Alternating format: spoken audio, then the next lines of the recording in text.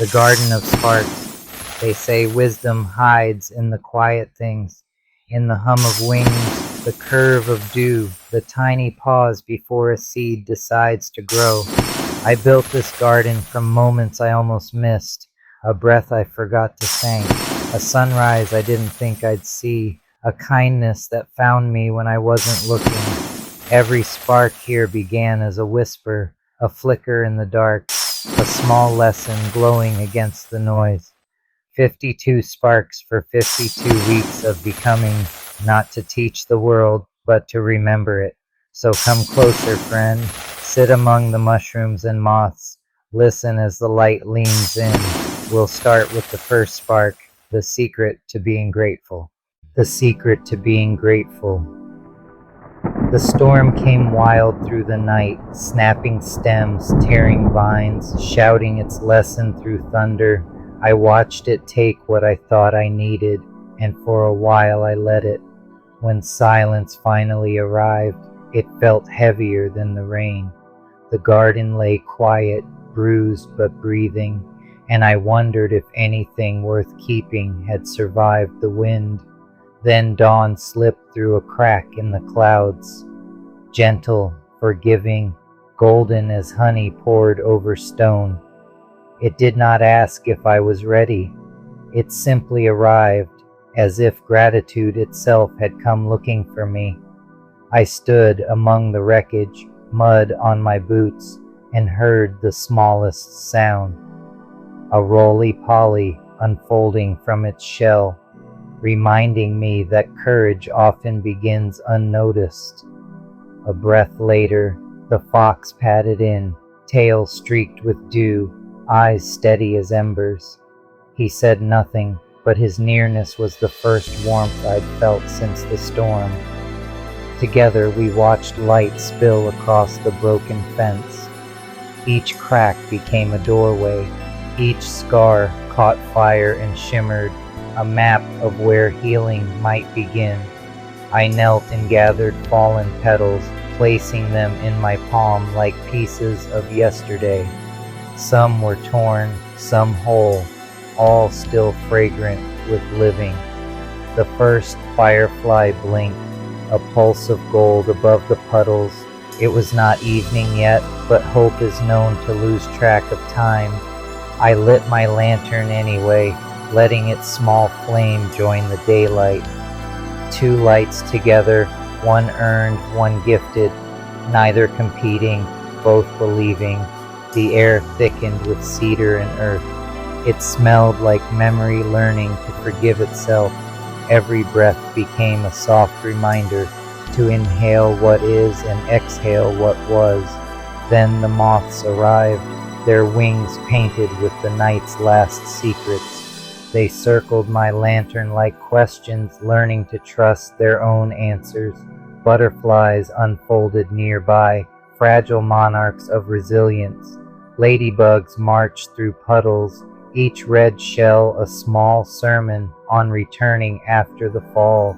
Even the worms shimmered beneath the soil, turning decay into promise.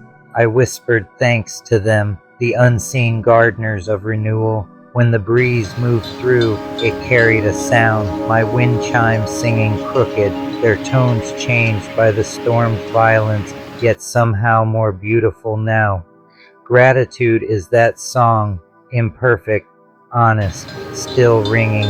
It doesn't erase the damage, it teaches you to dance with it. I thank the broken gate for its open heart, the puddles for mirroring sky, the ache in my shoulders for reminding me I can still lift light. The fox tilted his head, as if to ask who I was thanking. Everything, I said, even the storm that tried to teach me silence. He blinked slowly, approving, and curled beside me. Sometimes the witness to your gratitude is the gratitude itself. Above us, clouds drifted apart like pages turning. Sunbeams scattered through the leaves, and every droplet became a prism, a sermon in color. I laughed then, sudden and whole, the sound startling the garden awake, It wasn't joy exactly, more like relief finally learning its true name. The mushrooms glowed coral and rose, their caps collecting dew like offerings. Each bead of water caught the lantern's flame and sent it dancing back toward me. The air filled with quiet conversation, moths whispering to fireflies, ladybugs to leaves, and I swore I could hear them say, "Thank you for noticing." Gratitude isn't found in grand miracles. It hides in the persistence of small ones. A seed that cracks, a friend that stays, a heart that chooses to open again. I lifted my lantern higher, and the light reached places I hadn't dared to look. Every scar in the bark, every gap in the fence, shone back at me like constellations of endurance. "This is enough," I whispered to the dawn, not because it was perfect, but because it was real, and real was more than I had yesterday. The storm had not ended my story, it had tuned it, and as the garden breathed beside me, I finally understood. The secret to being grateful is remembering you are still here to try again after the storm. The storm is gone, but its fingerprints shimmer everywhere. On petals, on puddles, on me. What was broken didn't vanish, it simply began again, smaller, humbler, grateful to still exist. I lift my lantern once more, not to chase away the dark, but to thank it for showing me how much light was left inside. The garden hums its quiet hymn of survival, and I whisper the words back to it. Thank you, thank you, thank you. Some lessons roar, others grow. This one glows. I don't ask because it's easy. I ask because I believe these words matter. Every story here, every frame, every line, every voice takes hours of life, love, and breath. I pour it in because I still believe art can move the needle and truth can outlast the noise. If these stories have lit something in you, help me keep the flame alive. Like it, share it, speak it forward, and if you can, help fuel the next fire. Patreon, patreon.com, Changing Winds Podcast. Ko-fi, ko-fi.com/Changing Winds Podcast. Cash App, Changing Winds Podcast.